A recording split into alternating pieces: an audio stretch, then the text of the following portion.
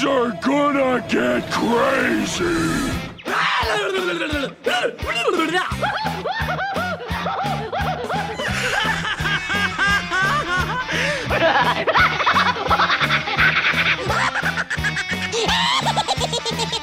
Most everyone's mad here. Greetings and salutations, fellow viewers and listeners, and welcome back to another intriguing and fascinating episode of AniMat's Crazy Cartoon Cast. But with all the politeness aside, we know that this show is just all about the weird and craziness that we are about to in store. And just a little bit of a warning, by the way, considering that we did go through a little bit of a dry week. There wasn't really all that much stories to go and report and to talk about. So this is going to be one of those weeks, or one of those episodes specifically, that we're just going to be talking about 4 stories instead of the usual 5. But don't worry though, we will go and make the most out of these stories because each one of them is definitely jam-packed with some fascinating things to go and discuss and to go and comment. So don't worry if we're not doing 5 stories and we're only doing 4. This is still going to be one heck of a jam-packed and fun-filled episode nonetheless. But before we go and begin, there is just something that I would like to go and address because it has unfortunately been the most talked about news that happened last week, and it could debatably be the most tragic event that happened, probably the most tragic thing that could happen this year. And that is unfortunately regarding what happened in the Uvalde, Texas. I believe that's the name of the place, where there was a mass shooter that entered into a school, and unfortunately his rampage ended up killing a total of 19 kids and 2 teachers. And while the children were pleading for help and calling the police, it was another instance in which the police has failed to protect their community, where the shooter was in the school for about an hour and the police did absolutely nothing.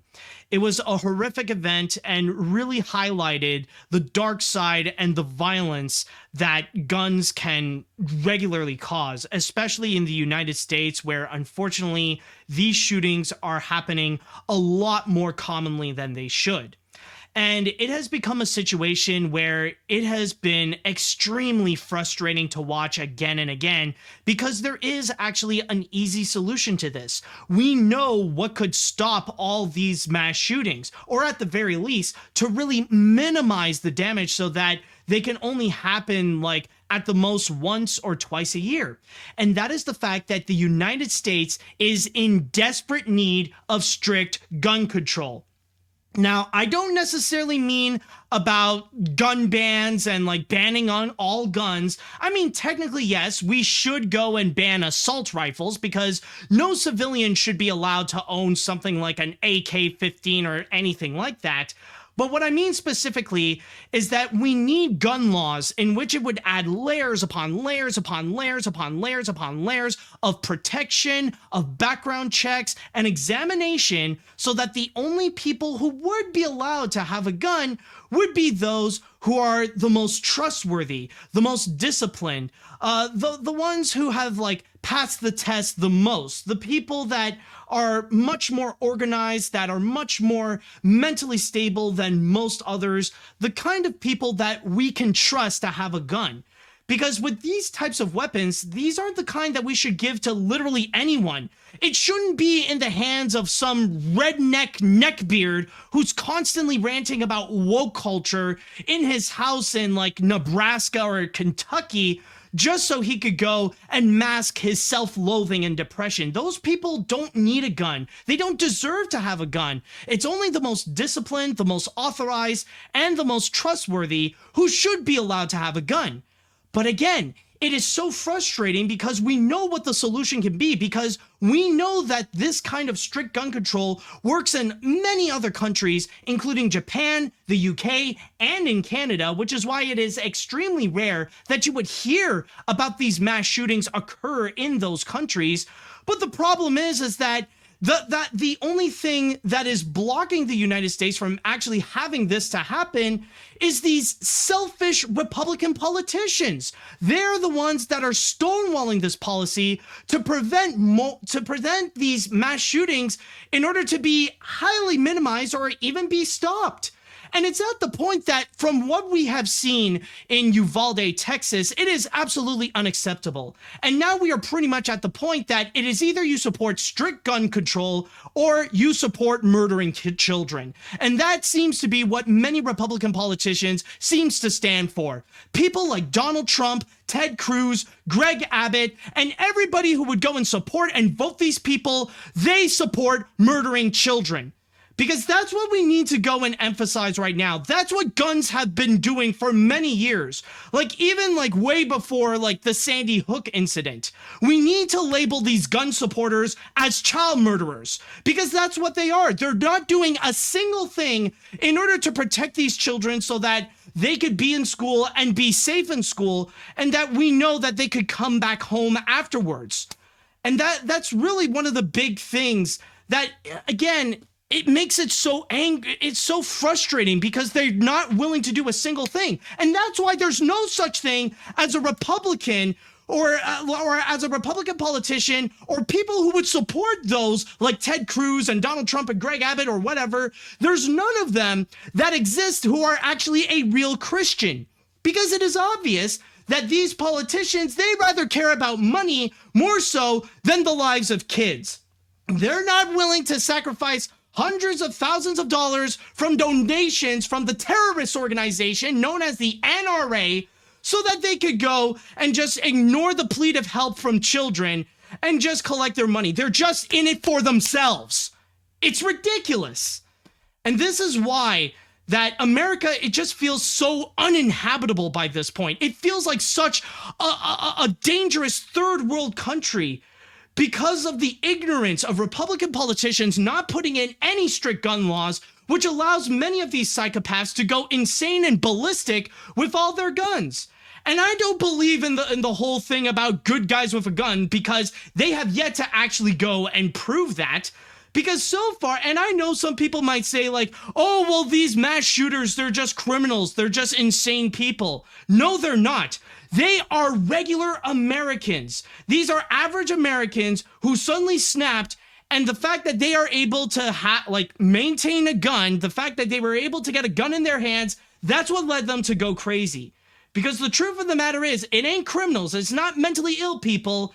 It's actually average white conservative Americans, or generally it's white conservative Americans who just snapped and they decided to go insane with their guns. That is the truth. And that is the only solution that America has in order to go and solve this problem, is to go and get strict gun control. Make it as strict as Japan, as the UK, and as Singapore to make sure that the lives of others and the lives of children can at least be protected and to heavily minimize this damage. We've seen all the other countries, they managed to put those laws and they managed to work, and it would be no different if we go and do the same. In fact, I would love to see if Joe Biden could really prove that he could be a strong president, to go enforce an executive order and just tell Republicans to say like, yeah, I just did that. What you gonna do about it? It's ridiculous. But the best thing that we can do right now is to try to help those that are in need. Now, there are plenty of other organizations in which you can actually go and donate and actually help out the families and victims of these types of mass shootings.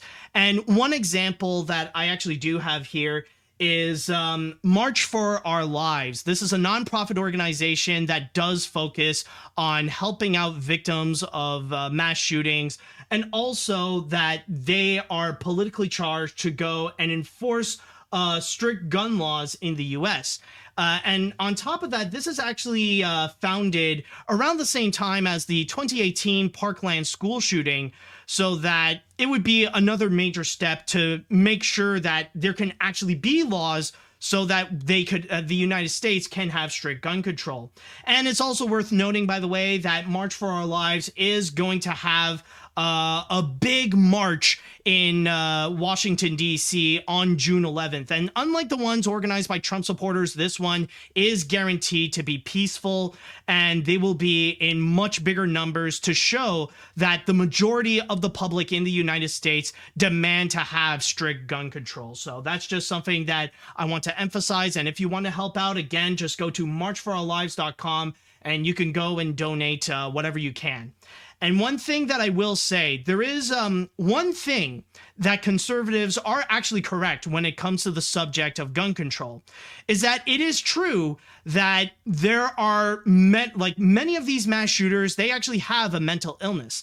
That a big cause is actually because of mental illness that's driving these people to go and commit these mass shootings. But what they don't tell you is that they actually all share the same kind of mental illness, and that is American exceptionalism. And that's why we need to go find a cure and exterminate American exceptionalism in order to save the lives of many people, including the lives of children. So that's just a little PSA that I want to go and spread. This is just something that I would like to speak in regards to my thoughts on the whole tragic shooting, because again, it is heartbreaking to see this happen, especially with children losing their lives. And it's absolutely frustrating to see that Republicans don't care about the lives of children and they only care about their own money. That ultimately it's never been about the lives of others. For them, it's only about themselves and for their money. That's exactly why that their sociopathic mentality and their nationalism is also a mental illness that needs to be cured. But with that said, now I just want to go and express my thoughts on the whole situation. And I do believe now it is time that we can go and actually start this show. So with that said, now people, I would like to go and ask you all, everyone in the chat wall, are you now ready to go and get things started on this episode of AniMat's Crazy Cartoon Cast? Let me go and hear it, folks. Are you all ready? Okay. Yes. I see everybody is prepared. That is beautiful. And now, with that said and done, it is now time that we shall go and get things started.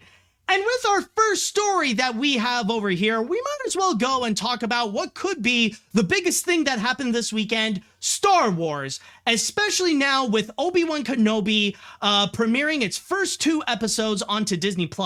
And I have seen them, and I could say right now that so far, the start of it, oh boy, it's already getting real good, and it's already feeling way better than most of the prequel movies right now. So yeah, I'm excited to see more episodes. But there is going to be even more, there's going to be more stuff happening in regards to what's going to be happening in the future of Star Wars, including one highly anticipated series that will be coming soon, in which we actually got a teaser trailer for it, and in a way, our first look. So with that said, let's go ahead and start things off by looking into the teaser trailer of Andor.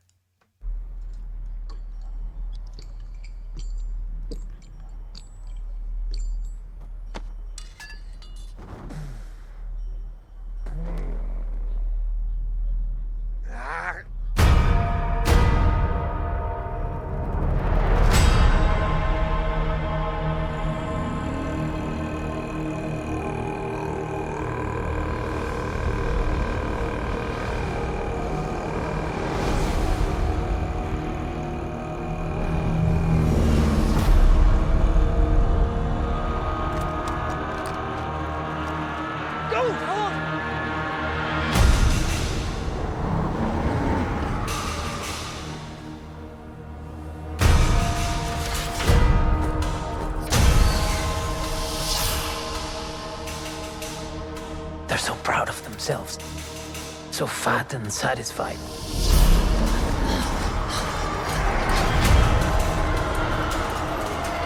They're everywhere. They're watching me now.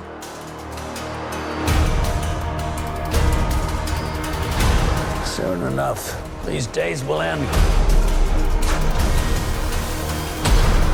There'll be no rules going forward.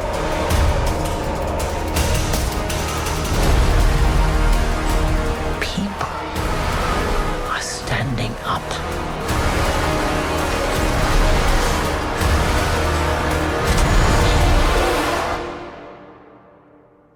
That's what a reckoning sounds like.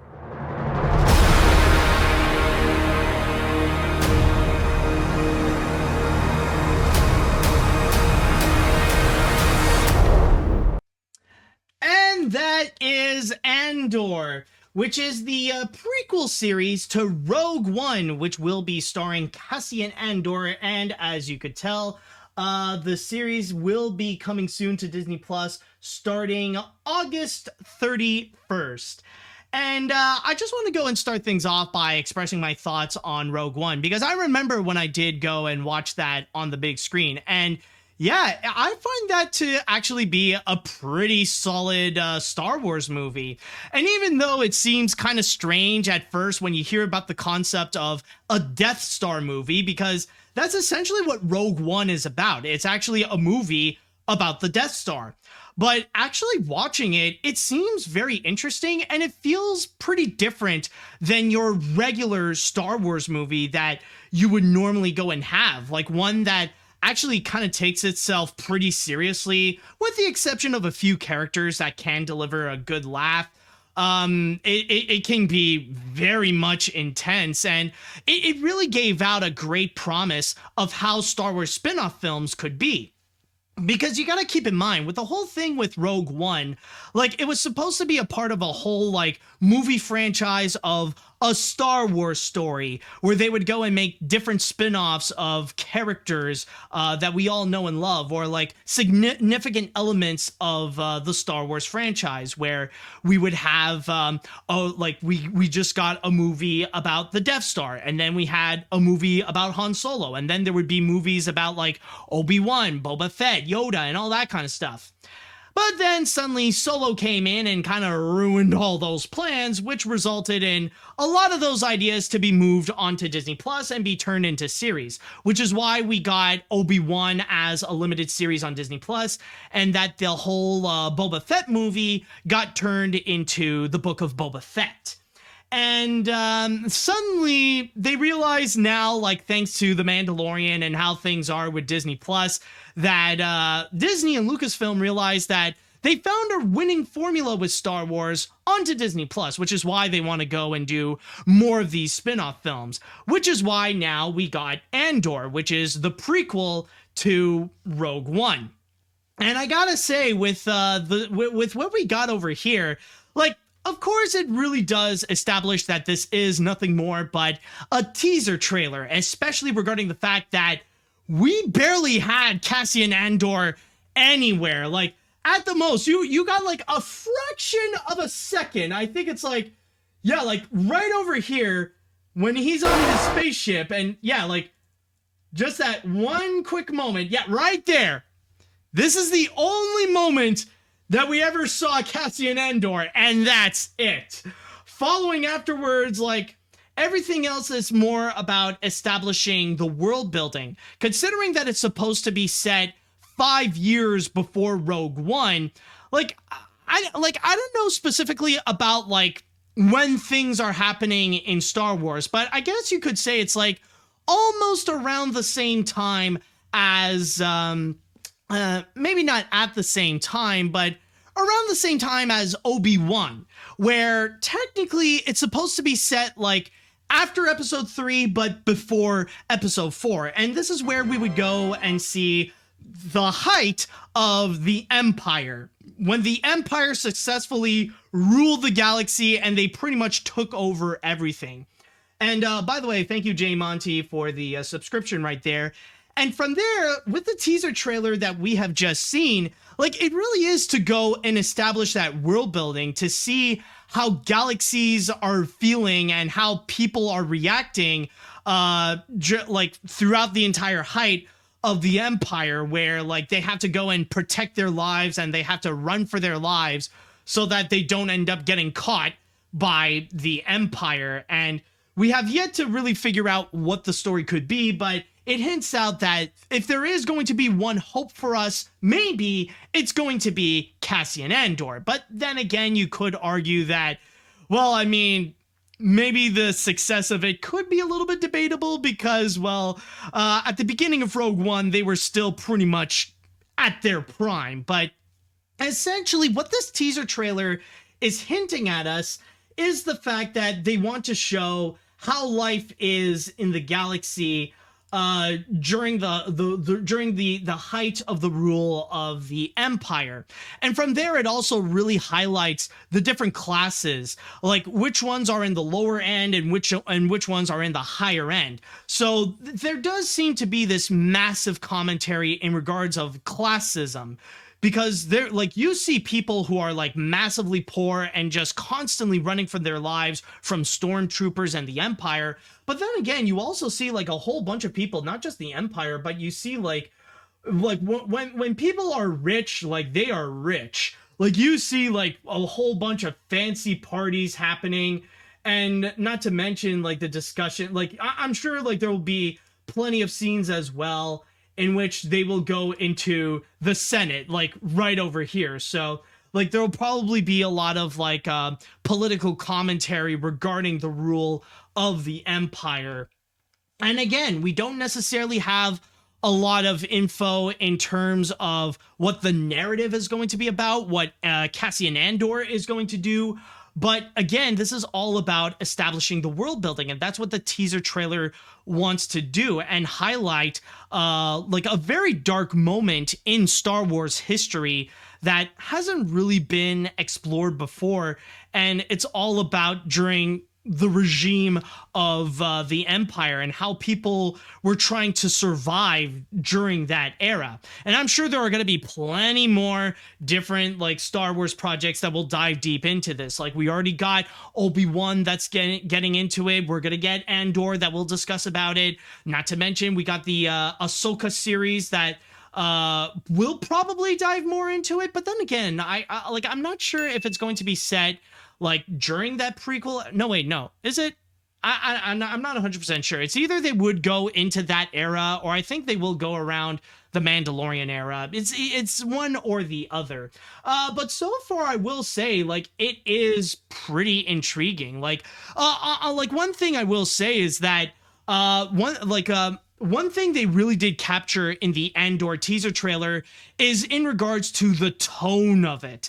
The tone feels very much like Rogue One, where it does take itself extremely seriously, where like the whole Empire regime is no laughing matter. It really does feel like a matter of life and death. And not to mention, one thing I want to comment as well is the muted colors. Like, this is one of the most colorless Star Wars movies, or one of the most colorless Star Wars projects that I have seen. And I don't mean that in a negative way, where they actually do like, with all these colors that are muted, it does actually capture the whole mood of the situation, where it really does feel like we're in a situation that's all about a matter of life and death. And like the last thing that you want to be is get captured by stormtroopers or by the Empire or anything like that. So already it is delivering on what it's promising. It really does feel like a prequel to Rogue One, where it really has that dark and serious tone, and that it really does highlight the world building of it highlights the entire world building of that period of the Empire, where it's all about the height of the Empire regime. So honestly, like for me personally, I feel like I would like to see a bit more. Like I want to see at least an official trailer to know what Cassian Andor is going to do, because I mean, for a show about Cassian Andor, and it's literally called Andor, I would like to see maybe a bit more of Andor. But then again, I do understand what this teaser trailer is doing, but I feel like it really is accomplishing its mission so far. And, you know, it got me a bit intrigued. I want to see a bit more, but already it seems interesting. And again, if you guys are interested in checking out Andor, then keep in mind that it will be coming soon on Disney Plus starting August 31st. And with that said, I would like to go into the chat wall and I would like to ask you all, how do you all feel about Andor? Are you guys excited for the series? Are you guys not interested? And especially, I would like to know your thoughts as a Rogue One fan. If you enjoyed the Rogue One movie, I want to know what you think about the teaser trailer that we got here.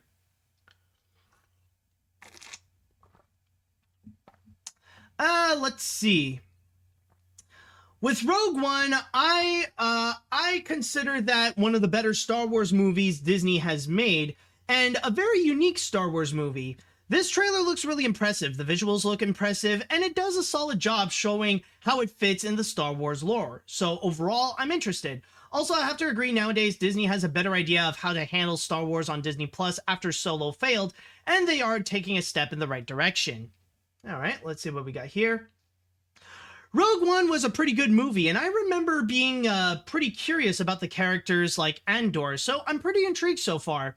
Plus, the world building is pretty cool, and the visuals are spectacular, but I'll only watch it if they bring back the true hero of Rogue One, K2SO. He is unironically one of the best Star Wars characters, and I will die mad if he isn't brought in for this ride. From what I've heard, to be very honest, I think they are. Like, I think like the dynamic duo of this series is going to be Cassian Andor and K2SO. So don't worry, if you want more K2SO, I think there's a good chance that he will be coming back. I think. I could be wrong though. Anyways, let's see. What? Okay, right over here. With Rogue One, I personally consider that one of the didn't I oh no, sorry, I already read that one. Sorry about that, folks. Right here. Okay, there we go. From just watching the teaser trailer alone, this feels unlike any of the other Star Wars media besides maybe the trailer for Star Wars Eclipse. I do really like what they are showing so far, and I, as someone who enjoyed Rogue One, I do like this. I do like that this will focus less on the Jedi and Sith and much more on the conflict between the Rebel Alliance and the Imperial Empire. I'm really hyped for this and I can't wait to see more.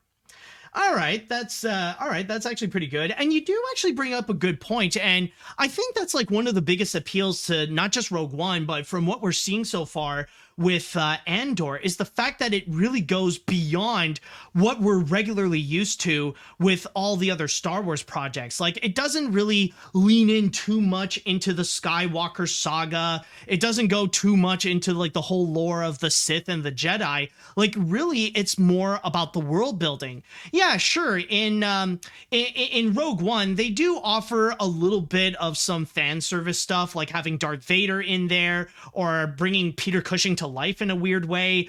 But still, though, it is more of its own thing that's more about the world building, going outside of the regular stuff that we commonly know about Star Wars. So you do bring up a good point that it is actually one of the more interesting things in there. Let's see.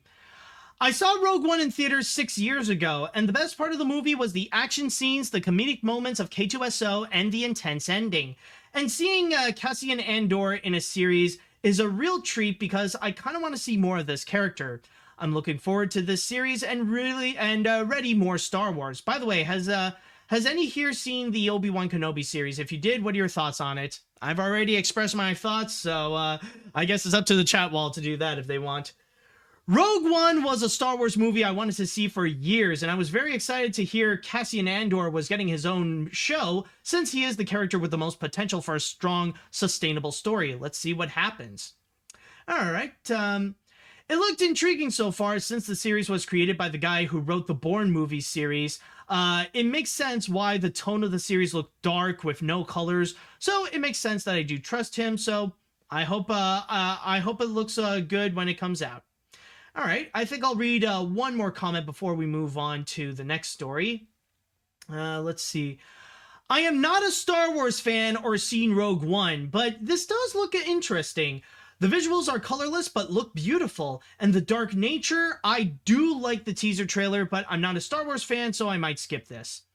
All right, fair enough. That's fair. But then again, it kind of makes things awkward considering for this episode and technically for the next story. But still, though, so far it looks like a lot of you can see a lot of promise from Andor. And so with that said, if you guys, again, if you're interested in checking out the Andor series, then keep in mind it will be coming soon to Disney Plus starting August 31st.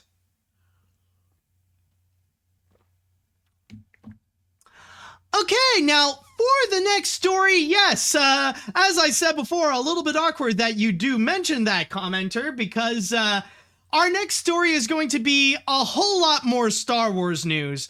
And I really do mean a whole lot, because we're going to go and talk about what has happened this weekend during Star Wars Celebration.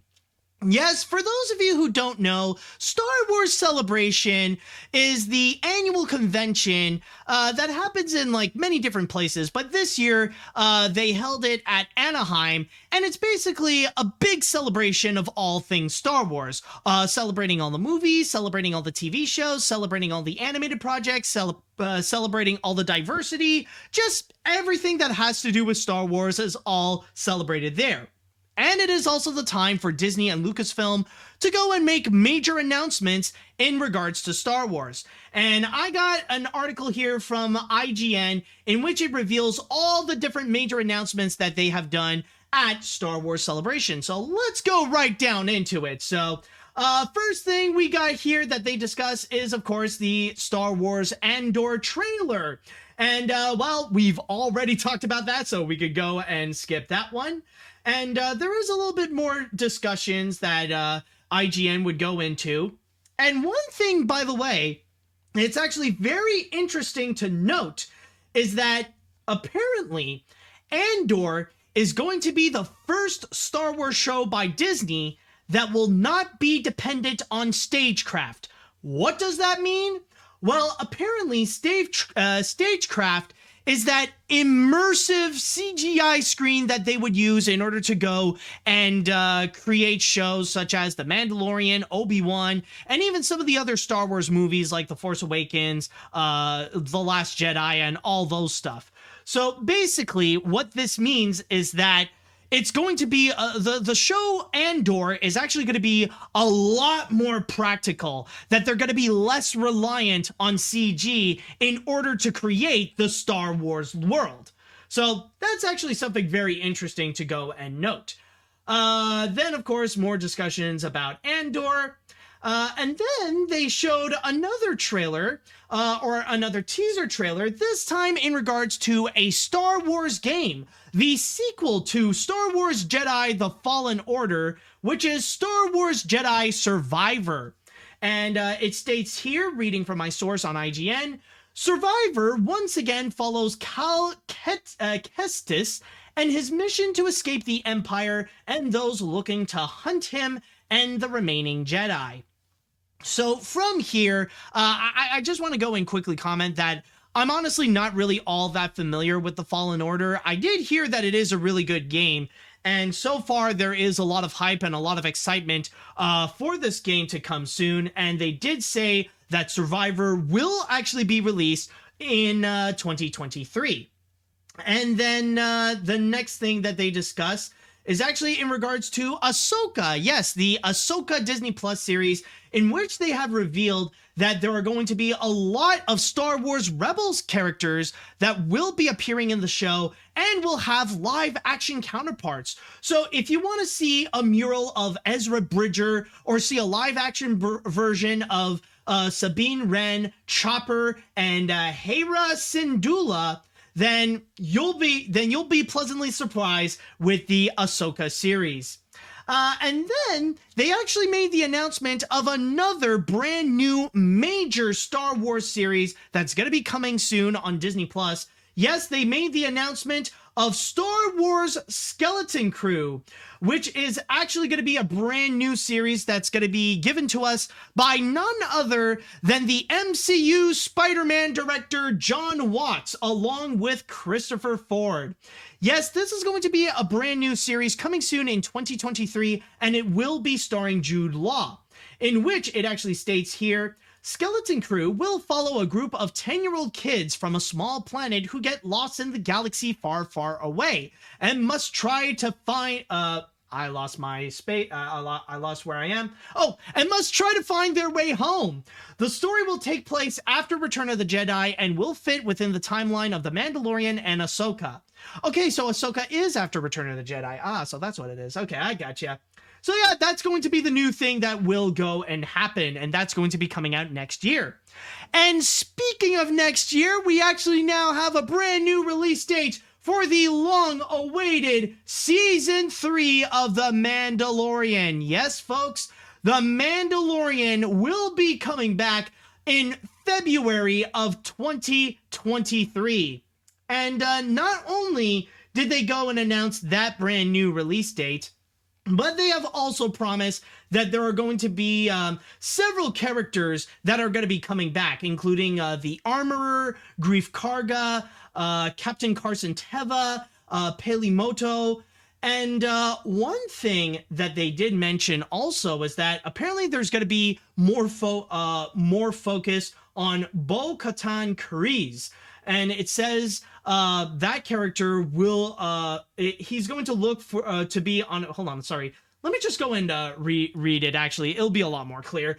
However, the big focus was Katie Sackhoff's Bo-Katan Kryze, who looks to be on a collision course with Mando and Grogu.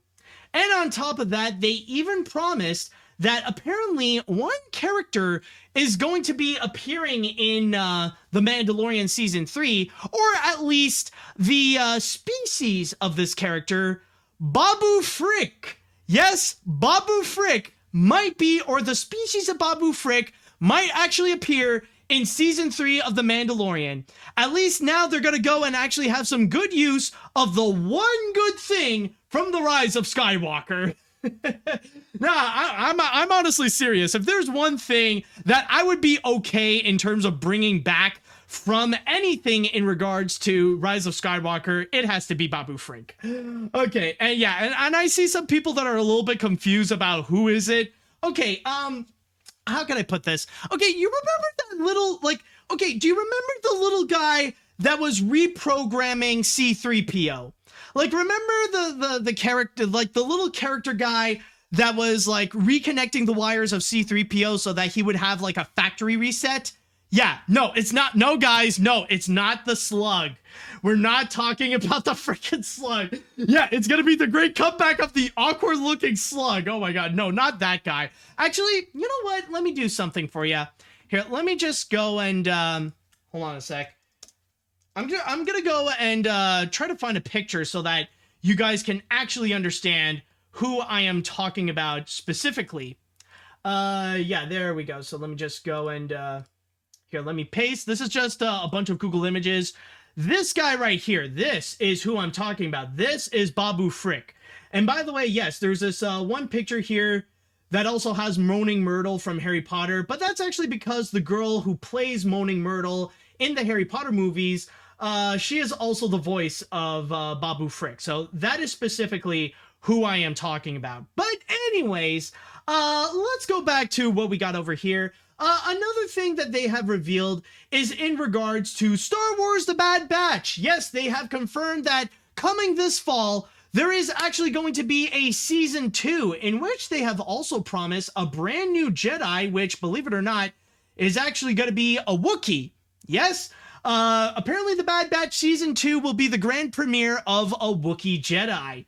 And then following afterwards, they have also confirmed that it's not just The Bad Batch is going to be coming back, but also Star Wars Visions will be returning with a second volume that's going to be coming soon in the spring of 2023.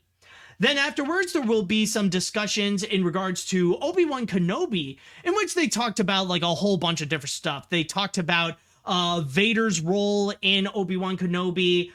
They talked about the unlikely chance of Palpatine appearing in the show. But Ian McDiarmid did say that he would be down to see what a Palpatine series would look like. And even Hayden Christensen freaking the entire audience of Star Wars Celebration by saying the words, "This is where the fun begins." What does that mean? I have no idea, but it's been freaking people out. And then there is a brand new animated series, an animated anthology series that they have announced, in which it is called Star Wars Tales of the Jedi. And in Star Wars Tales of the Jedi, this is going to be an anthology series that will go and show the origins of many fan favorite characters from the prequel era. So there's going to be an episode dedicated to Ahsoka Tano. There's also going to be an episode dedicated to Count Dooku, and also an episode dedicated to Qui-Gon Jinn, in which they have confirmed that Liam Neeson is actually going to be coming back. And I'm not going to lie, folks, honestly, I feel like this is probably one of, if not the most interesting thing that has been revealed at this year's Star Wars celebration, or at least the new stuff that has been announced. This, I gotta say, is actually pretty interesting, especially when apparently the popularity of the prequels have now found a brand new renaissance, and even a renaissance in terms of its appreciation, and especially with the great success that's going on with the debut of Obi-Wan. I think it really does solidify that more expansions of the prequel era. Like, I'm sure a lot of people would be more than happy to have that, especially if we're going to learn about like the origins of characters such as Qui-Gon Jinn and Count Dooku, to see those characters come back. And then following afterwards, we also got Jon Favreau, in which he did discuss a little bit regarding Grogu, and if there are going to be some long-term plans in terms of that character. But I'm just going to say, like, I haven't seen the clip. I haven't seen the answer that Jon Favreau has discussed about Grogu, and I'm sure they could figure out some other plans. But considering Grogu's absence in the sequels, I don't really think it's going to happen. And I mean, they're already starting to make a connection to the sequel trilogy with The Mandalorian. I'm just saying, the fate of Grogu is not one that people want to hear my opinions about. I'm just gonna say that. And then, we also got some Lego stuff. And apparently right now you can actually go and make a pre-order to go and have a Lego Star Wars BD1. So if you want to go and have that in your collection, you can go and order that right now. And then they have also revealed something for the kids, in which they revealed a brand new Lego Star Wars special, which is called Lego Star Wars Summer Vacation. And this is actually something that I know it might not seem like much for people who don't watch the Lego Star Wars stuff, but just take a listen, because you'll notice something that sounds very interesting. So it says here that apparently Lego Star Wars Summer Vacation will see Rose, Rey, Finn, Poe, and Chewbacca taking a vacation after defeating Emperor Palpatine. They will quickly learn that other Star Wars characters who have attempted to take a peaceful vacation have not had much luck. Excuse me. Alongside the return of many classic characters, Weird Al Yankovic will make an appearance as Vic Vanko. Yes, Weird Al is going to be making an official Star Wars debut, and it's going to be on Lego Star Wars. Who the fridge would have thought? So, if anything, maybe you could go and, like, if anything, like, if there's a reason why you want to check out Lego Star Wars Summer Vacation, is to see Weird Al in an official Star Wars property. And already, like, I've just, it's the first time that I've heard about Vic Vanko, but I want to see more Vic Vanko stuff. Like, if it means more Weird Al in Star Wars, I would be so down for it. All right, moving right along. We also got, and it's not just more Lego stuff that we're getting, but believe it or not, we're actually going to go and get a Disney Junior show. Yes, finally, Disney Junior is going to have their own Star Wars series, and it's actually going to be called Star Wars Young Jedi Adventure. And one thing I gotta say, if there's one thing that I am excited about in terms of Young Jedi Adventure, is to see angry fanboys get pissed off at whatever Young Jedi Adventure would show. Like, we've already seen a lot of, like, really stupid and really petty, like Star Wars rants from the anti-woke crowd, I feel like it's going to be very likely that we're going to see them get pissed off and get triggered over whatever the Young Jedi Adventures would do. Like, we're going to see, like, tons of videos about them saying, like, Young Jedi Adventures, that's too much diversity. It's way too woke for young children to go and watch. Now, I know that it sounds extremely stupid to go and portray anti-woke people constantly ranting about a Disney Junior show that would be aimed for preschoolers. But then again, considering that last year they did exactly that with Muppet Babies with the Gonzorella episode, it would honestly not surprise me, and it would be very much in character to see anti-woke chuds to go and rant about preschool shows like Star Wars The Young Jedi Adventure. I'm just saying. All right, anyways, moving right along, we actually also got some non-Star Wars related news, some Lucasfilm related announcements, and Harrison Ford actually came in and made a very surprise appearance in which he actually gave us the first ever look of Indiana Jones 5. Yes, we have seen a picture here of an old Indiana Jones that's in a cave, and he's walking on this rickety bridge, showing us the grand confirmation that Indiana Jones is coming back. And for those of you who don't know, Indiana Jones is actually going to be coming in theaters, I believe, in the summer of 2023. I think it's around either the end of June or in the beginning of July. It's around that area, if I do recall correctly. And then following afterwards, not only did we get to see Indiana Jones 5, but we also get a brand new trailer of Willow. Yes, this is going to be our first major full look at the upcoming Willow series that's coming at the end of this year on Disney+. And I actually do have the trailer, and I figured, why the fridge not? Let's actually go and check out this trailer for Willow. There is a story. Actually, I'm sorry, I have to pause. Blue Boy just made a crazy announcement. Apparently, he's saying that the live-action Robert Zemeckis Pinocchio Disney Plus trailer is coming tomorrow. Oh my god, are you serious, dude? It'll premiere in Good Morning America. Oh, I think already we got something to talk about for the next episode already. I'm literally in the middle of this episode, and now, like, I just noticed this. It's like, oh, it's time to get things started on this. Oh my god. Anyways, I'm sorry for that interruption. Let's actually check out the Willow teaser trailer. Of a child destined to be an empress. And the unlikely hero who would protect her.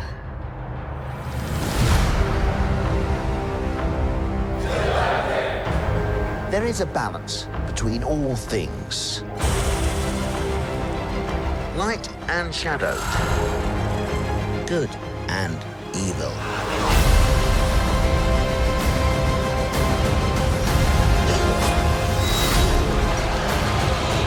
When that balance is upset, the universe corrects.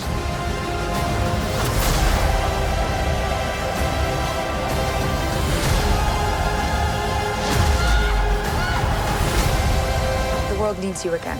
It needs your magic.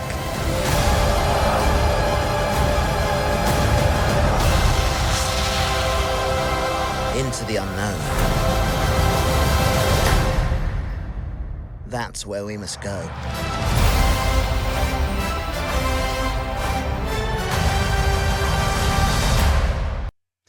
And that is the Willow teaser trailer, in which the series will be making its premiere on November 30th. And I do apologize, but I'm sorry, that last line that Willow said at the end right there, there's only one thing that I'm just freaking thinking about. It's just freaking Willow just walking into an enchanted forest going, into the unknown, into the unknown, into the unknown. Oh, I'm sorry. I mean, if you're going to say into the unknown and you're going to go on a fantasy journey, what the fridge else am I going to think about? All right. Now, there have been other announcements that that they have made as well. Even mentioning about Knights of the Old Republic 2 coming to the Nintendo Switch very soon on June 8th. They've also mentioned some comics as well of Star Wars The High Republic that's going to be coming soon. And then also a few little extra tidbits here and there, talking about like having Darth Vader as a boss and Obi-Wan, or talking with Hayden Christensen, and like all those little announcements. But yeah, I know it's quite a mouthful, but those are all the announcements that have been done in Star Wars Celebration, or at least highlighting many of the big ones that have occurred. So there's definitely going to be an interesting future when it comes to Star Wars, and already it feels like the way that Disney is handling Star Wars, it's already getting better and better. If Obi-Wan hasn't proved that yet, then I'm sure plenty of the other stuff that they have in which they showed here, rather it be stuff like Andor, or revealing stuff like Tales of the Jedi. Like, honestly, I think Star Wars right now is in good hands. All right, so with all that said and done, I would like to go into the chat wall, and I want to ask you all, what are your biggest highlights of Star Wars Celebration 2022? Which are the announcements that you would say you are the most excited to go and check out? What are you the most hyped up? What are you the most anticipated? Let me know what you think on this. Okay, let's see what we got here. Okay, lightning round, let's go. Ahsoka sounds like Clone Wars fans' dream. The third season of Mandalorian sounds sick, even though I wonder how they're gonna write out Cara Dune. Skeleton Wars sounds pretty cool, and Lego Star Wars Weird Al will no doubt be a hoot. But if we could get Babu Frick back, can we get the grand return of the slug that looks like he's busting the fattest nut in the galaxy? Oh my god, yeah. Honestly, that would be hilarious to see him come back in The Mandalorian. But honestly, if there is one project, if there is one place that I feel like it would be most likely, I would say Summer Vacation. Like, on Lego Star Wars Summer Vacation, I could totally imagine that slug actually making a comeback. Let's see what else we got here. There's definitely a lot of great announcements. For me, I'm most excited for Andor and Mandalorian Season 3 and Indiana Jones 5. However, I'm honestly a bit worried about the Ahsoka, seriously, because of how they could include characters from Rebel, considering how it does feel like Disney would put fan service into Star Wars properties sometimes, especially with the Book of Boba Fett.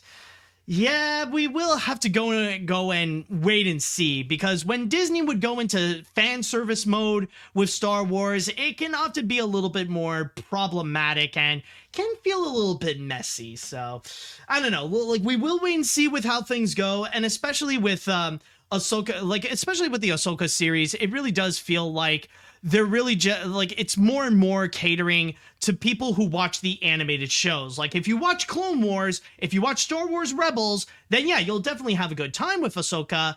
But people outside of that, like me, honestly, I don't know. It doesn't sound like I would be much interested. Anyways.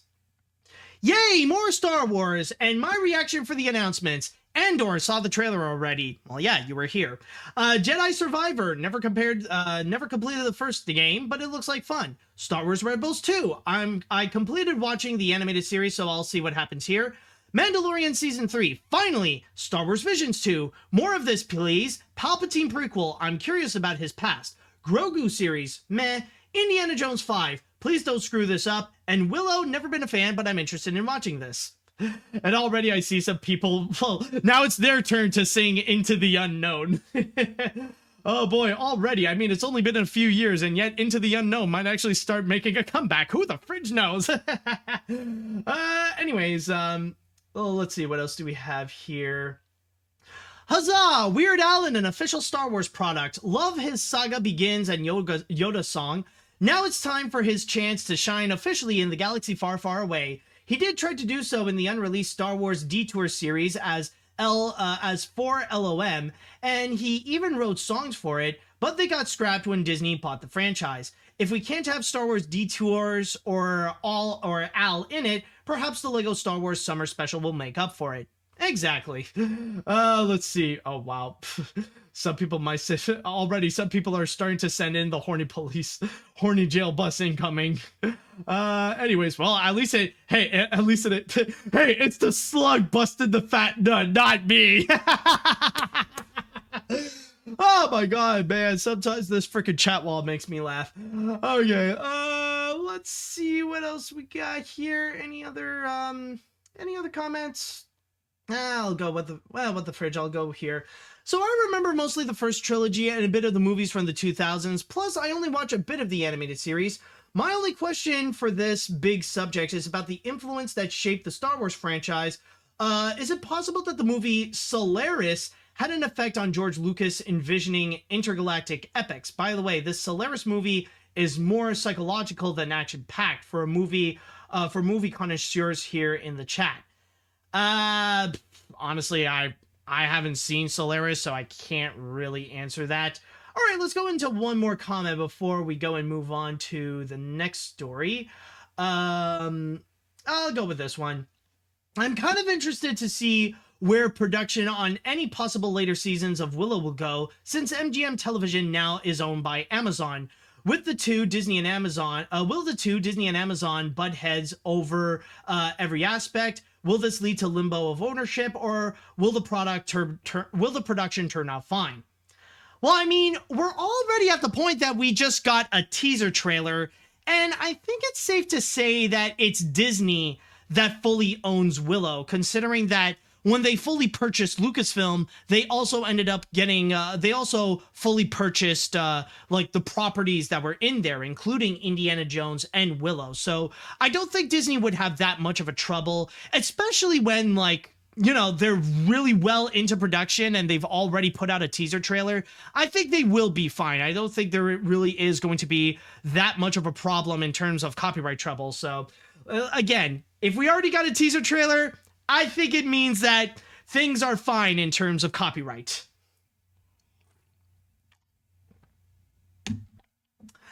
All right, so now it is time that we shall go into our next story. And with the next story, we got a bit of a wild one going on here, because we will be discussing about a likable actor, someone that, if you say his name, a lot of people will have happy memories in terms of the things that he has given to us.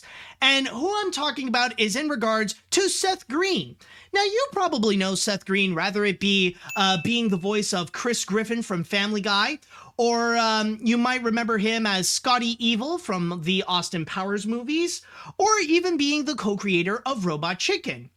You know, he's actually done a whole bunch of likable works out there. But it looks like recently excuse me, folks. All right, there we go. It seems that recently, however, he is in a bit of a dilemma. He is a little bit in distress because there's something that is blocking him from making his brand new show. And what I'm talking about is the fact that, unfortunately, Seth Green had all his apes stolen. Yes, Seth Green's apes are now gone and he no longer owns them. Now, for those of you who don't know, surprisingly, Seth Green is also a major NFT fanboy. This is the kind of guy who actually really unironically believes that stuff like NFTs, crypto, and Web3, like they are the way of the future, and he fully embraces it, and he decided to fully invest himself into that world. So much so that he decided to dedicate his love for NFTs. He actually created an entire series, or he's going to soon be releasing a brand new series based on his love for NFTs, which is going to be called White Horse Tavern.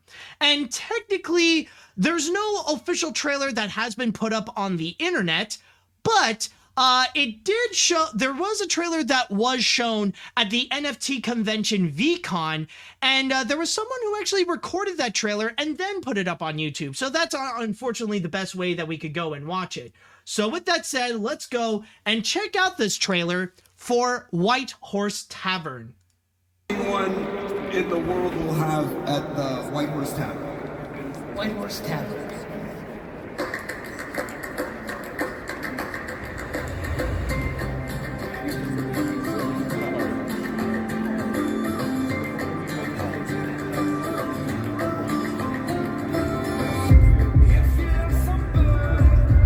Hey, welcome, Fred. What's your name? Wow, boy, this is not going the way like. Hey, Gary! How are you?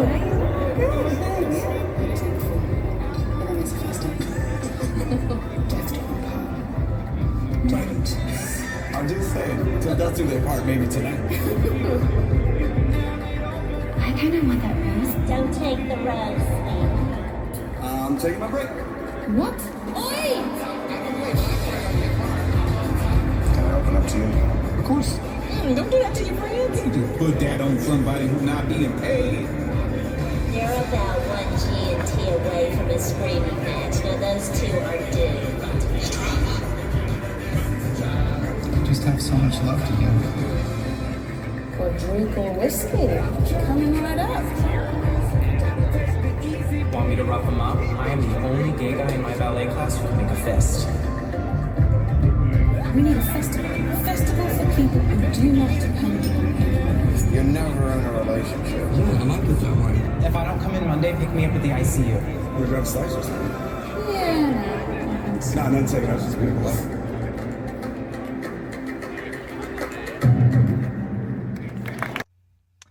So that was White Horse Tavern. Now, I don't necessarily know when it's going to be coming out or on which platform is going to be coming out, but that is Seth Green's big upcoming series. And the best way to describe it is that this is basically a series that blends live action with animation, and it's kind of like your typical bar-themed comedy, you know. It's a little bit like Cheers, but mixed with the recent Chippendale Rescue Rangers movie. Except instead of familiar cartoon characters living in a live-action world, it's actually NFTs living in a live-action world. So that's basically the whole premise, and that's Seth Green's whole project. That's his next big series that he's trying to go and create. Now, at this point, however, it does beg the question, though, is that really what I'm here to talk about? Am I here to go and talk about White Horse Tavern? Is this just going to be reviewing the trailer?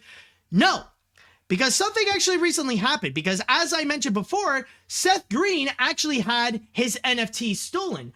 Specifically, it's these 4 NFTs. And yeah, a lot of them, they look like absolute abominations. But you may notice that one of them actually looks familiar. It's specifically the name of it is Bored Ape Yacht Club number 8398. And as you can see, this is actually the same ape that is the star of White Horse Tavern. It's that bored ape that has a cigarette in his mouth. He has a halo on top and is wearing a skeleton shirt. So this is where things get a little bit complicated. And here's the real crazy part and what makes this story, why people are talking about Seth Green's show. The fact that his NFTs got stolen, including this specific NFT, well, believe it or not, he can't make his show anymore. This is where the problem is, because technically they say that when you own an NFT, you own the NFT, which includes owning the rights to the drawing that is depicted here. So when Seth Green bought this bored ape, he was the owner of this ape, including the copyright, which allowed him to do whatever he wants. And that even includes making him the star of his brand new show. That's technically the concept with what it means to own an NFT.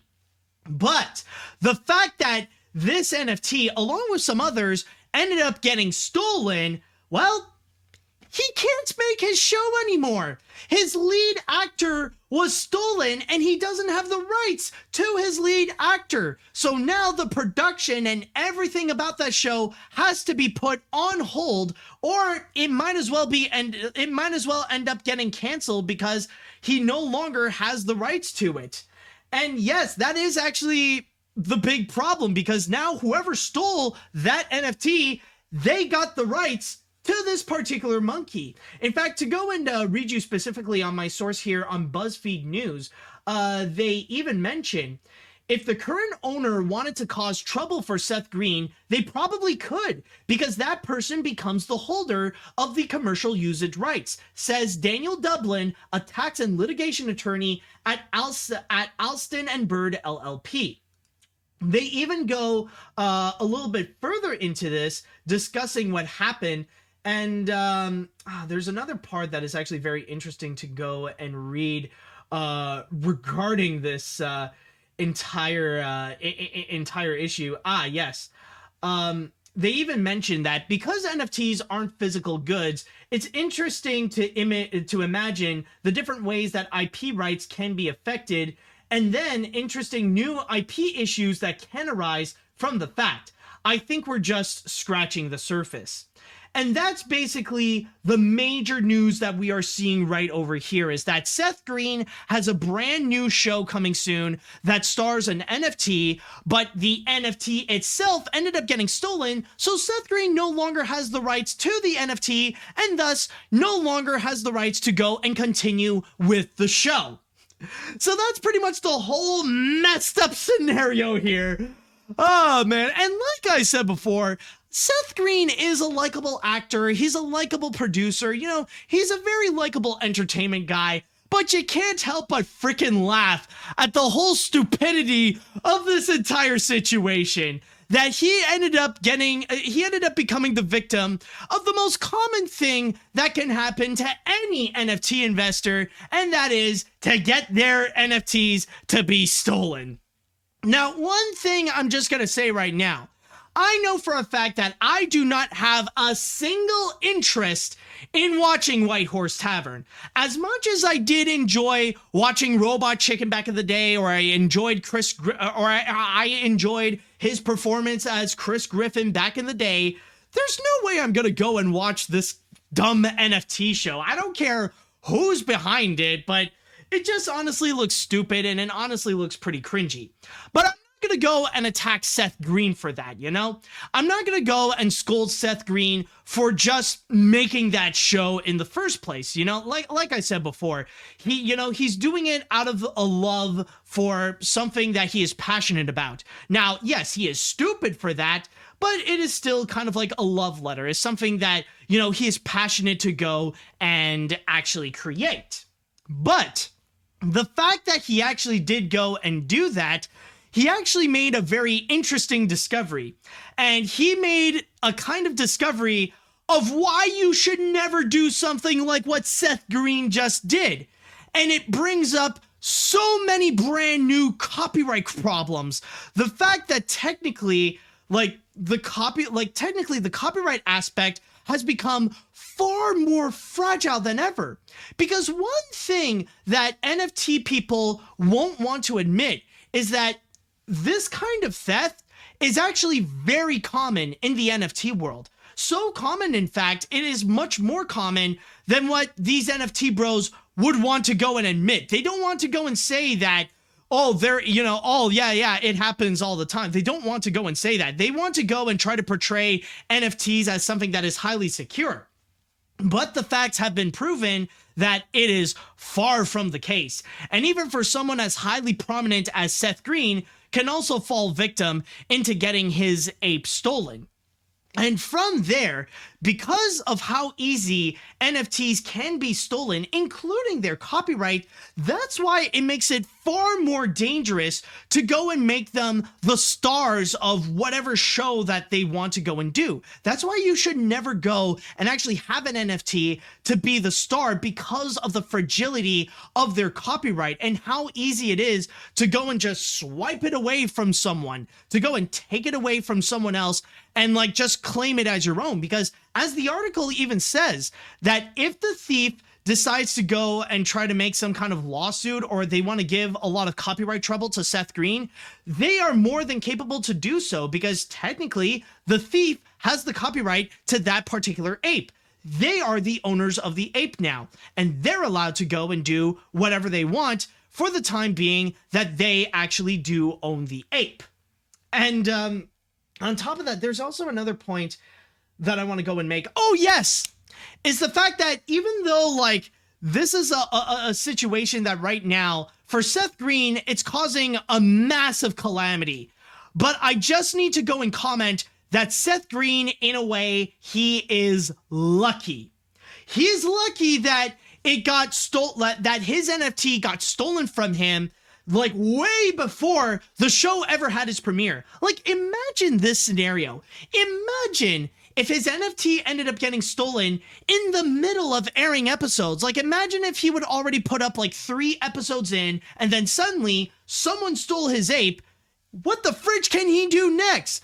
Like, whoever's running that whole business or whoever's like distributing it, they can't really do that because now Seth Green doesn't own the ape. Like, nobody in there owns the ape. It belongs to someone else. And it would just end up causing far more like catastrophic copyright issues right there. Now, I know that technically, like, already the like copyright laws is a very complex subject as is, and I'm sure it's a lot more like a lot more complex than what I'm describing right over here. But that's kind of my point. That's kind of the reason why you should never go and make NFTs your star, because it's just more complicated than it should. It adds like additional layers to just like these risks and these complexities in terms of copyright issues and in terms of like troublesome laws that could be in the way, that it's just not worth it. Like it really isn't worth it, especially compared to just making a regular show with regular characters that you know that the copyright is just going to remain intact. And I think that's kind of like the biggest use of White Horse Tavern, is the big discovery of why it should never happen that you should go and make NFTs the stars of your media or whatever, because there is that high risk that they will end up getting stolen and that you will no longer have the rights and that you can no longer do anything about it. And not to mention, imagine the scenario if Seth Green would go and release the show and it would become popular. Like, imagine if in like 3-4 years, White Horse Tavern actually does become one of the biggest shows that you could find online or streaming or television or whatever they want to go and distribute it. Now, at that point, that ends up making Seth Green's NFTs a far bigger target, and it would not be the last time that Seth Green would end up getting his ape stolen. So he would just end up going into the cycle again and again and again, where he's just going to be constantly dealing with thieves trying to steal his NFT. That's just going to take the series to go off the rails. Again, it's just adding in more complex copyright issues than there ever should be. Like, it's just adding more complexities than actually being, like, there's no benefits to it. It's just adding in problems again and again and again. There's no reward to it. And of course, this is not to mention the fact that NFTs are on the verge of being dead. I'm not going to say that NFTs and crypto in general are dying. If you guys haven't seen the numbers, like the stocks for crypto, for Ethereum, for Bitcoin, for all different kinds of NFTs, they are plummeting. Like, they are just going through this Tower of Terror style drop where they're almost worthless at this point.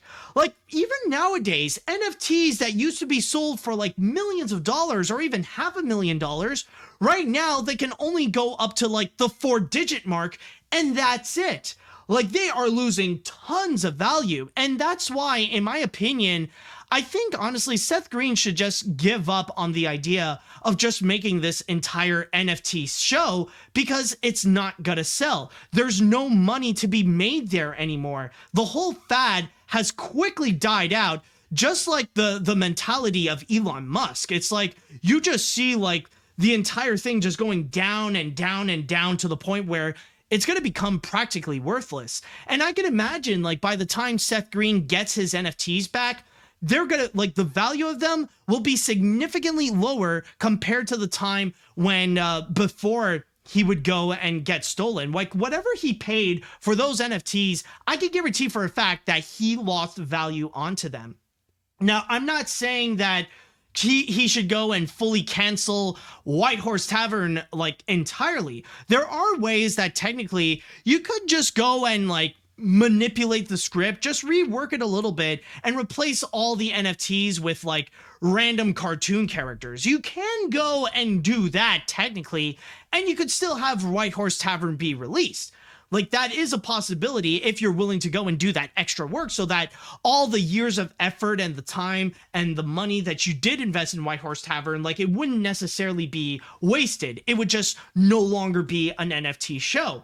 But I know, like, with Seth Green, like, he's still very much passionate about non-fungible tokens, and that he's still passionate about crypto. But I feel like eventually it's going to be the best option for him to just ultimately bail out, because right now the numbers are just falling down like crazy. And especially like dealing with these problems, the fact that he did get his NFT immediately stolen from him, it makes you wonder, is it worth it to have that extra layer of unnecessary problems?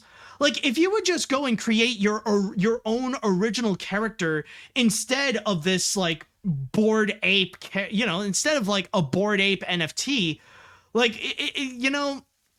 is it worth it to make the show dedicated to NFTs? Honestly, I just want to go and highlight this story because it's just very fascinating what happened to Seth Green, and it shows the consequences of trying to include non-fungible tokens onto media, like to kind of like give life to NFTs. And I can imagine that maybe Seth Green, like, they don't want to admit it, but I can imagine this has happened before, like with other shows that do include NFT characters, stuff like the Red Ape Family Show or something like that. Like, I think it's going to be a high possibility, and it's just a risk that is not worth taking, especially when there are studios out there that don't want to go and take that major risk, because there's no reward to go and compensate for the additional problems that do come with like having an NFT as a main character. So honestly, that's just my entire thoughts on this, because it's just wild to see like this entire scenario where because Seth Green's NFTs ended up getting stolen, he would just like, now he can no longer go and produce his show. And one last comment that I do want to go and add on to this is that there's one thing that I do find to be very ironic, is that it's kind of funny that one of the founders of Stupid Monkey Studios would go and invest in NFTs. Hold on a sec.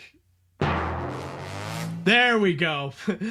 Should have prepared it beforehand. But yeah, the funny thing is that I am aware that Seth Green's studio, like the company that is working on shows like Robot Chicken, is actually called Stupid Monkey Studios. And here is Seth Green right now investing his money on stupid monkeys, and thus making himself a stupid monkey. Again, Seth Green, I like, as much as I do like Seth Green, I just can't help and just kind of laugh at his misfortunes of the fact that, he can't do a big project because he invested in a hopeless currency. I just need to go and like put my thoughts on that. Okay, so with that said and done, I would like to go into the chat wall, and I would like to ask you all, what are your thoughts on Seth Green's dilemma? How do you feel about White Horse Tavern not moving forward because because Seth Green doesn't have his apes? Let me know what you think on all this. Okay, let's see what we got here. Poor Seth. Will you all join me in a moment of saying wah, wah, wah, wah? As for the trailer, what was that? The idea of NFTs living among us, haha, I said the funny, isn't cool, so maybe this loss was for the best. But I'll just say that I hope the dude that stole the NFTs messaged Seth saying, excuse me. I hope he messaged by saying, I I just fund your NFTs. What you gonna do about it, bitch? It was you. It's what you get for rejuvenating Howard the Ducks. Why am I still going on about this joke? I'm gonna run out of characters. I don't know. Did the Star Wars segment like really run you out? I mean, like, you already used so many characters. Like, we already discussed so much, especially with that weird slug character. Did that drain you out? Let's see what else we got here. With all due respect to Seth Green, but his NFT show is kind of boring and cringy. And now with his Bored Ape NFT stolen, I think it's for the best that Seth should just give up and move on to different things. This is why NFTs are bad and soon nobody will care about it. And you made an excellent point, Matt. Seth should have put cartoon characters instead of NFTs. That would have worked. I got nothing to say much, but it's very funny that his NFTs is stolen. Also, I'm turning 19 tomorrow, so yay me. Oh, happy early birthday. All right, let's see what else we got here. Well. Looks like the NFT people have suffered yet another loss, and now I get to enjoy another glass of NFT tears. I may enjoy Seth Green and a lot of his work, but he does kind of deserve that slap in the wrist for his support of NFTs, especially now that people are stealing them more often and the prices for them are plummeting. As for White Horse Tavern itself, I don't really have anything to say. It looks so boring that I could easily fall asleep when I'm right. Yeah, and that is true. And if I could put in my quick thoughts as well, like, honestly, like, if you look outside of the NFT aspect, there's really nothing about this trailer that really intrigues me. It really has nothing to offer. It just feels like a bland bar comedy, and it has like those stereotypes that they would feature, you know, like they got the bartenders, you know, you got the one like weirdo that's always drunk. You would have like the girl character, which is an NFT girl, and then also like and not to mention the stereotypical gay guy. You always got to have like a stereotypical gay guy in these things. Like, honestly, outside of the NFT gimmick, there really is nothing that is worth caring about with this. Like, maybe if you have like, you know, if it is a world where like cartoons and live action people coincide together in the veins of like what we've just seen with Chip and Dale Rescue Rangers, maybe. But other than that, there's really nothing interesting about this show, even with or without NFTs. Let's see what else we got here. Honestly, this is one of the funniest stories I've heard in a while. Honestly, I don't have anything against Seth Green, but the fact that he has invested in NFTs is a serious mistake. Honestly, I have no interest in White Horse Tavern because of how I don't waste my time with NFTs. Seriously, NFTs aren't even popular anymore, so it really just proves how worthless NFTs are. Oh yeah, exactly. And even like the trailer that I got here, it didn't really grab that much interest. And it's funny because with VCon, like, they try to portray it as like one of the biggest NFT events, but you look at all the views of like NFT related stuff that they would have, and like they barely got much. Like, one example, oh my god, I just made an amazing discovery, guys. Holy crap, why did I not notice this before? Holy god. Okay, guys, you're not gonna believe this, but apparently White Horse Tavern was hit by YouTube. It has the infamous logo right underneath the video. Check it out. Try YouTube, kids. YouTube freaking labeled the White Horse Tavern trailer as a kids commercial. Oh my god, are you kidding me? Wow. And you know, the insane thing is that with White Horse Tavern, it's supposed to be like this live action animation world, and like it's all set in a bar and stuff like that. And yet, because of the fact that we see like these cartoon characters, like apparently like the existence, like, because we see him, apparently that makes it kid friend, you know, it makes it made for kids. Like, the existence of this Bored Ape makes it made for kids. Oh my God! What? Seriously, why didn't I notice this before? So does this mean? Honestly, I'm just wondering. Like, if you put up images of NFTs, is YouTube gonna register that as made for kids? Oh my God! Wow! Like, I'm just in shock. I really am. That is amazing. Holy crap! And it's obvious this is an adult. Like, this is an adult show, and really, like, I think honestly, the girl, like this zombie looking girl is probably the only thing that's actually worthwhile, because I'll admit she is actually cute, but really there's nothing else. But the fact that this is labeled as made for kids, this is beautiful. Wow, man, freaking wow.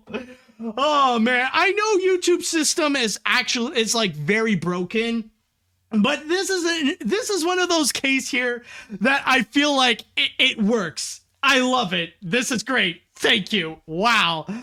Oh, man. Let's see what other comments do we have. I'll read one more comment before we get into the grand finale. Let's see.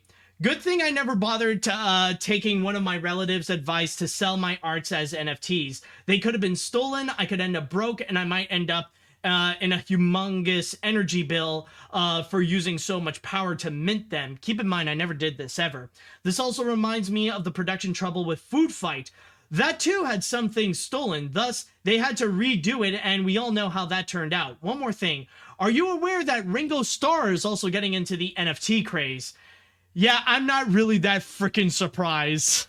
With Ringo Starr, I mean, like, yeah, he honestly, Ringo Starr is just one of those people that he'll just be down to do whatever, not really realizing the consequences of his actions, because he's a Beatle, he's uber rich, he's not gonna face much consequences whatsoever anyways. I mean, like, I don't think, like, his reputation will tank because he invested in NFTs, but then again, considering the kind of Microsoft Paint art that he would do, it fits. I think it fits as an NFT. Oh, boy. All right, folks, it is now time. We are about to enter into a very exciting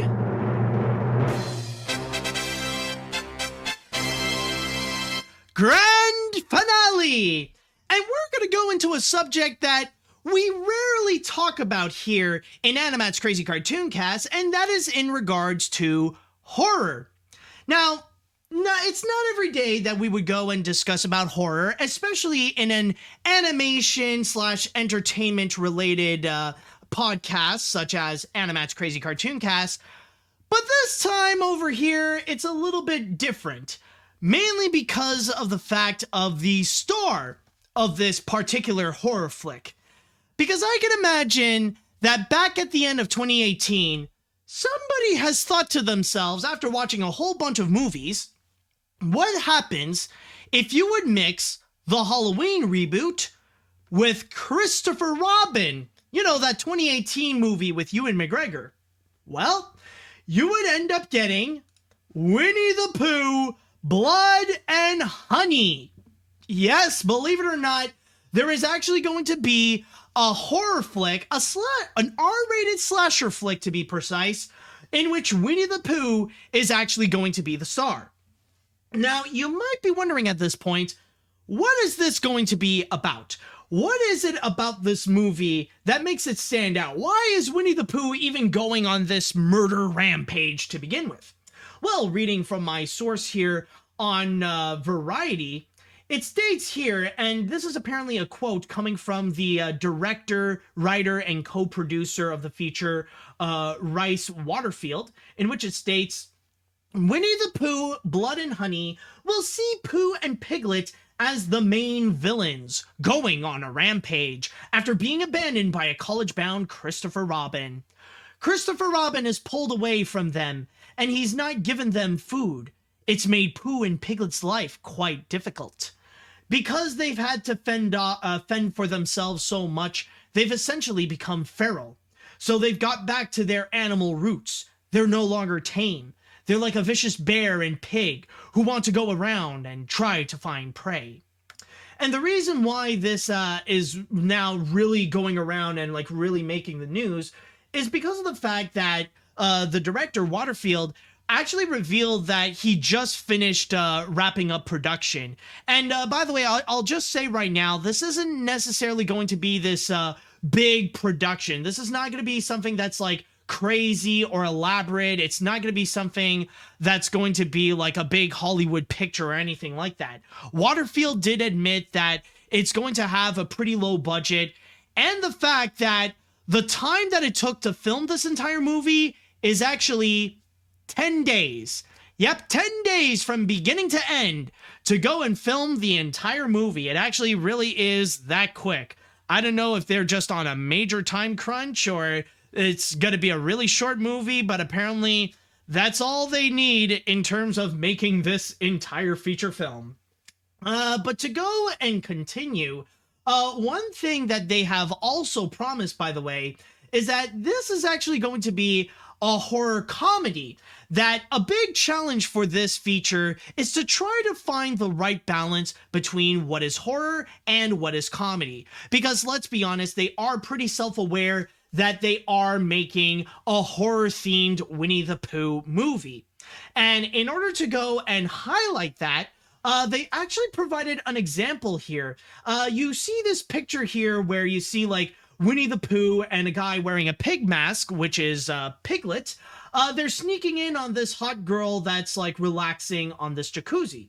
And it states here in regards to what this scene is going to be about, it says, Waterfield explains the setup behind the still of a girl relaxing in a jacuzzi with Pooh and Piglet ominously standing nearby. She's having a good time, and then Pooh and Piglet appear behind her, chloroform her, take her out of the jacuzzi, and then kind of drive a car over her head. Okay, let me stop here, and I just need to ask, what do you mean, kind of?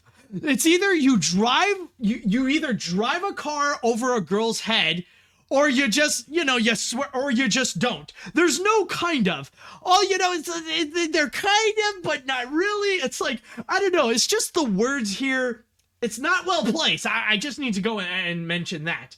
But anyways, yeah, someone mentioning big boob lady is about to die. It's like, are you sure that's considered big boobed? I mean, they're nice, but I don't know if they would fit. Like, I would say medium, maybe. But then again, I guess it depends on your standard of boobs. But anyways, I'm thinking with my dick here. Let's go back into this. Sorry about that, folks. Anyways, where are we? Oh, yeah, right here. It's scary, but there's also funny bits, because there's a shot of Winnie the Pooh in a car and seeing him with his little ears behind the wheel and like slowly going over there to kill her. Okay, I think I understand the vocabulary, because it sounds like the dude, he really sounds like, he's just really casual. Like, he's probably a little too casual, Like, if you, like, I feel like you need a more laid-back tone to read this. It's like, it's scary, but there's also funny bits, because there's shots of Winnie the Pooh in a car and seeing him with his little ears behind the wheel and like slowly going over there to kill her.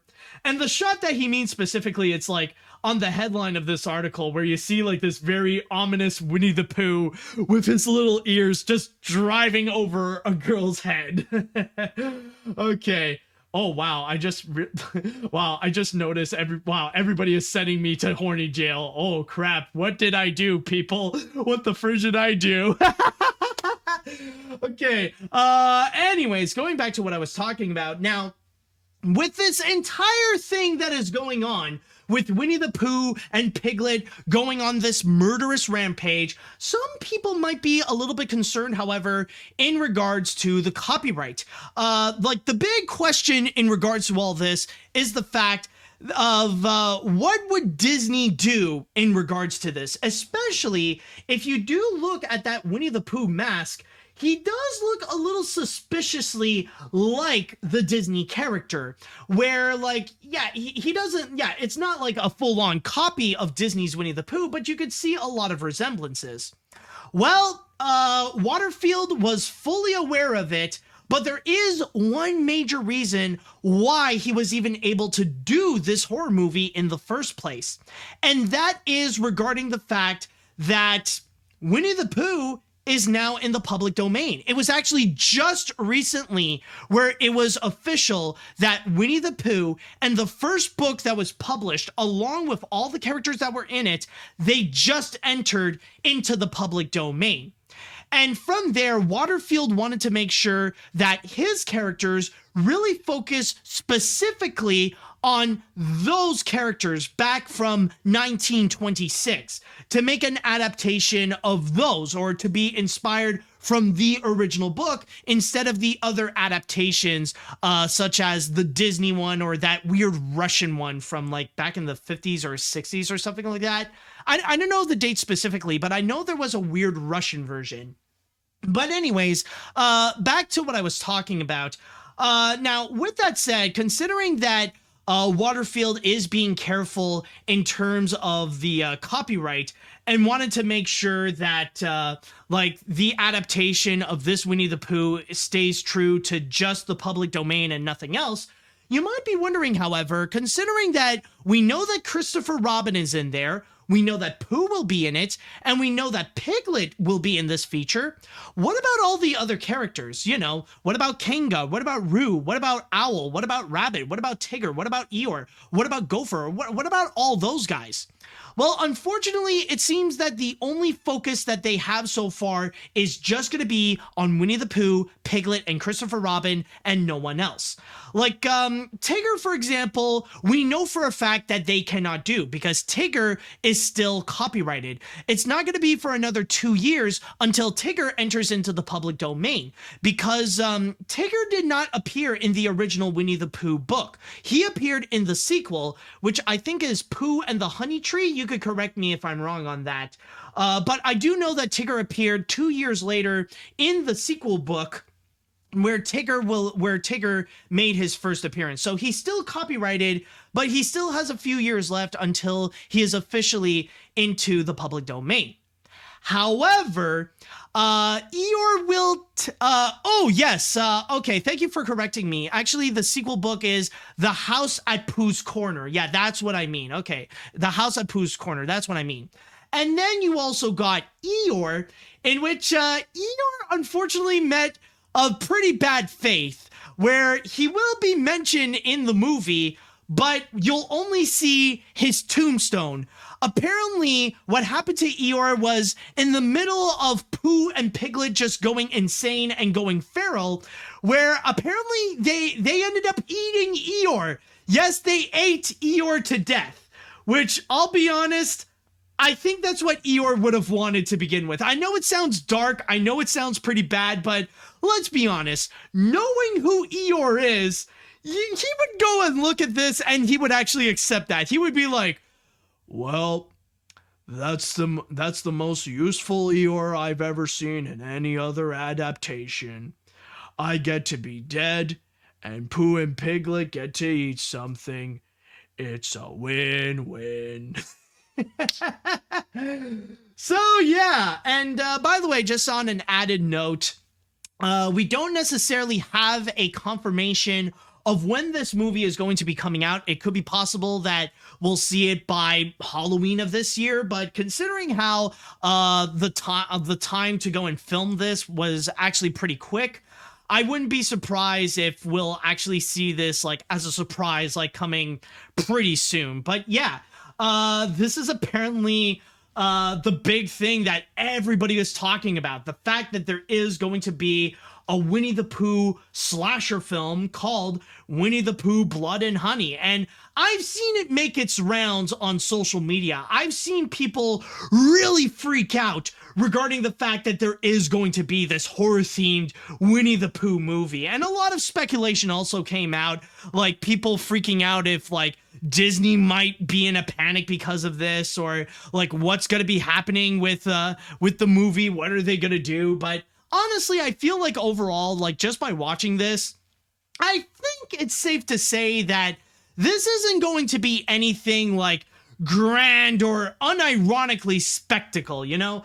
I feel like this is going to be another one of those like gimmick horror flicks. Like really, you just go and watch it so that you can turn off your brain and you just want to see the whole gimmick of all this. Because honestly, it doesn't really sound that different in terms of like some of the other horror flicks that we would have. Really, you just want to see it because you want to see Pooh and Piglet kill people off. Yeah, it's not necessarily the same Pooh and Piglet that you might have grown up with. Like, it's not the exact same as the ones from the A.A. Milne book, or it's not the same one that you would find in, like, the Disney movies and stuff like that. This is just the idea of Pooh and Piglet just going on a murderous rampage and finding creative ways to go and kill people. You know, it's not really that different from some of the other, like, these kooky horror flicks that I remember seeing recently. Like a great example, like the Banana Splits movie. How they turned the Banana Splits into this R-rated horror flick. Or like another recent example, Willy's Wonderland, where you see Nicolas Cage, where he doesn't say a single word throughout the whole movie, but he's just there to go and beat up a bunch of Five Nights at Freddy's ripoffs. Like, it's that kind of movie you just turn off your brain and you just indulge in the violence that would go and ensue. And that's basically the whole point. And honestly, that's why, for me personally, I would be curious to go and check this out. I mean, it sounds like a dumb concept, but, you know, I feel like it is worth, you know, it's worth seeing what they're going to go and do with it. And I'm not going to lie, like, as much as I portray this as something dumb, as something gimmicky, I will give this credit where I do see a little bit of creativity in terms of the concept of what they want to do in terms of the narrative, like how to turn Winnie the Pooh into a horror film where now Christopher Robin is an adult in college because, yeah, of course, you got to go and kill college kids who are like horny and drunk and all that kind of stuff because of freaking course. But on top of that, you see like a period where Christopher Robin grew up. He decided to, where he ended up neglecting his childhood friends like Pooh and Piglet. And you see what happens to them, like after like the whole neglection, where they end up becoming like wild beasts and they're just killing people one after the other. And especially like you see, the funny thing is the fact that with all these characters, it's just a bunch of dudes wearing a mask. That's all it is. Like, we don't know, like, maybe they'll go and explain it a little bit more, but it's just a bunch of people wearing a mask. And not to mention with Winnie the Pooh, like, they actually mentioned that in order to avoid the copyright from Disney, Winnie the Pooh is actually going to completely dress up as a lumberjack. Like, you do see a little bit behind, like, you do see a little bit here with the hot girl in the jacuzzi, where you see Winnie the Pooh wearing this, like, you see him wearing a plaid shirt, and you see him wearing suspenders. Like, honestly, this is a Winnie the Pooh that would just go around going, I'm a lumberjack and I'm okay. I sleep all night and I work all day. You know, this is like, we got a murderous lumberjack Winnie the Pooh. So you can add an extra layer to that craziness where it really is Winnie the Pooh, like Winnie the Pooh wearing a lumberjack outfit, killing people. So overall, like, I understand the craziness of the concept. And like, even the director is actually overwhelmed by the reaction to this. And yeah, I think honestly, this is going to be a fun watch. I think this is going to be something that, as long as you turn off your brain, you don't take this seriously whatsoever, I think this is going to be fun. It's really made for just the enjoyability of like this dumb little gimmick of Winnie the Pooh, like on this entire murdering spree. And you know what? Maybe it could be fun. So I don't know when this is going to be coming out. I wouldn't be surprised if it will be sometime later this year, but I think we'll have some fun with it. All right, so with that said, I would like to go into the chat wall, and I want to ask you all, what do you think of Winnie the Pooh Blood and Honey? Are you guys interested in checking this out? Are you guys a little bit more disgusted? Or especially if you're a Winnie the Pooh fan, I want to know your thoughts on this.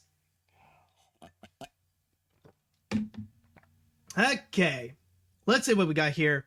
Wow, I can't believe they are making a Winnie the Pooh horror movie featuring some gore fest, swear language, and hot chicks that will die in the photo, and was shot in just about 10 days. Did the Banana Splits movie and Willy's Wonderland give the filmmakers inspiration to make dumb horror Winnie the Pooh movies? Kidding aside, there's no doubt that this movie will be bad and no one will take it seriously. What's next? Are they gonna sing Winnie the Pooh song to terrorize some kids? Oh my god, no. If there is one song that I know the perfect song that they gotta sing, it's none of the Sherman Brothers song, but I know exactly, like, I would love to see this, I want to see this Winnie the Pooh going on a murdering spree as he just sings out loud, "Too smart for strangers, that's me, Winnie the Pooh. They won't survive when I take this dive and take this axe to chop them off. Too smart for strangers."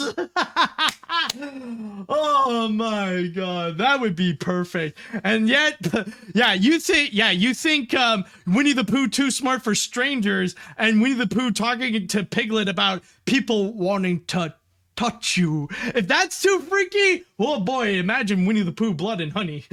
Let's see what else we got over here. When I heard the announcement the morning last week, I was like, what were they thinking? I know Winnie the Pooh is now a public domain and Disney is not involved with the indie project, but Pooh gonna have a horror movie? Haven't they learned anything from the Banana Splits movie? Yes, and that's why they're doing it. Even if it's horror, I didn't think it would be good. We will have to wait and see when the movie will be released. What's next? Mickey Mouse Blood and Cheese, based on the early Mickey Mouse concept into the horror genre? Oh, you know, there are people out there who are just waiting. They are waiting for stuff like Steamboat Willie to be in the public domain so that they could go and turn that into a horror movie. That Mickey Mouse will suddenly snap in his steamboat and he's gonna go on a murder spree to go and attack, like slice up Pete, to go and take down that stupid parrot. That he's gonna do like many horrible, insane things with all the animals while playing the song Turkey in the Straw, and Minnie just running for their life. You know there are people that are just waiting. They're like freaking vultures, just waiting, looking down at the Walt Disney Company, just waiting to take that Steamboat Willie and turn that into their own horror fest. You know what's happening. You know people are waiting. Oh, let's see what else we got here. I would say that this surprises me, but then again, people have turned a lot of things that are meant for children into something scary, like Five Nights at Freddy's, Poppy's Playtime, or a whole ton of other creepypastas. I'm not exactly a fan of horror movies, but I might check this out just for how stupid and weird the concept is. It does suck that we will only get Pooh and Piglet for this movie, because I can easily see Tigger murder someone by jumping on them with a pogo stick. Well, I mean, it depends, because the truth of the matter is that this could actually be turned into a franchise. I can see the potential of how this can be a franchise where you would have like other characters become serial killers as well. That you would have like you would have like an evil rabbit, and you will have an evil owl. You would have like of course there would be that sex appeal where you're gonna have like this killer Kanga as well, and like maybe like a small person playing Roo. And I can imagine like, again, the copyright of Tigger will only expire in 2 years. So maybe there will be a sequel to Winnie the Pooh Blood and Honey that's coming in 2 years that will actually feature a killer Tigger. And I mean, just because they ate Eeyore, that doesn't mean that they could find a way to just bring him back to life. That could also be a possibility. They'll make some kind of Frankenstein Eeyore to go and join them on their murder spree. I could see the franchise potential in all this, people. Let's see what else we got here. First Banana Splits, then Willy's Wonderland, and now Winnie the Pooh. Dang, what's next? An R-rated Tom and Jerry movie where Tom thinks everyone around him is Jerry, and thus he goes on a murderous rampage in a cartoony but bloody style? Well, I could tell you it would be much better than the 2021 movie. This might be the most inappropriate adult thing Pooh has done since talking about private parts in Welcome to Pooh Corner, and that was Oh, bother. By the way, can I look at that jacuzzi again? I don't know why. Just do it. Oh, I know why, man. I know why you want to see it. And I mean, I don't blame you. She's a great looking girl. I mean, I know I commented that it's like, oh, it's just medium-sized boobs, but still though, I mean, again, I don't blame you. I'll be sent to horny jail again, but still, hey, I'm guilty of that as well. I mean, if you want to enjoy it, go nuts with this. All right, I'll read one more comment before we cap this off. I'll go with this one. Now this is what I call a B movie. The fact that this was made in 10 days is just wild, and I did get Banana Splits and Willy's Wonderland's vibe alongside Christopher Robin. At first when I read this article, I thought it was a joke. Maybe this is why Mickey Mouse is not being included in the public domain, because Disney is worried the public will turn him into a serial killer, which they will. Pooh and Piglet's designs are also a nightmare fuel. I won't be able to sleep tonight. Congrats. Hooray! We won't be able to sleep tonight! Well, then again, I mean, it's either you don't sleep tonight because of the horrors of Pooh and Piglet over here, or you would have sweet dreams where you're in the jacuzzi with this girl. Take your pick, you know? But with that said, I think that should do it for this episode of AniMat's Crazy Cartoon Cast. And what a fun adventure that we went through over here. Once again, just want to remind you, please go and help people who are victims of gun violence. Go and donate to organizations such as March of Our Lives. And let's hope that we will have a better week when we go into next week, especially if it's true that we are going to go and get that Pinocchio trailer. Oh man, it's going to be fun starting next week. So with all that said and done, I would like to say thank you all so much for watching. Thank you all so much for listening. And until next time, see you later, dudes.